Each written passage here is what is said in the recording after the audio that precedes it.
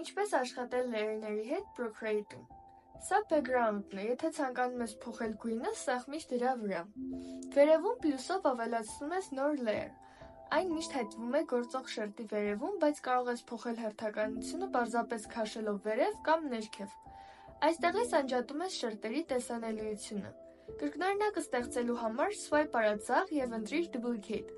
Այստեղից կարող ես ջնջել այն և lock անել։ Եթե ունես շատ շերտեր, կարող ես դրանք խմբավորել շերտերից մեկը քաշելով մյուսի վրա, կամ քաշեք ձախ այն բոլոր շերտերը, որոնք պետք են, և սեղմիր Group։ Մի քանի շերտ միավորելու համար մեկ շերտի մեջ անում ենք այսպես։ Թափանցիկությունը փոխելիս սեղմիր երկու մատով շերտի վրա։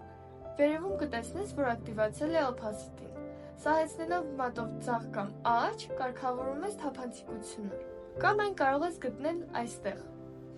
N-ը վերաբերվում է նորմալ տարբերակին։ Սա ստանդարտ ռեժիմ է, որում շերտերի գույները երևում են առանց փոփոխությունների։ Սրանք խառնման ռեժիմներն են, blend մոդերը, որոնք թույլ են տալիս մեկ շերտին այլ կերպ փոխազդել դրա տակ գտնվող մյուս շերտերի հետ։ Իսկ թե էլ ինչ ֆունկցիաներ ունեն շերտերը, կանդրադառնանք հաջորդ ռիլում։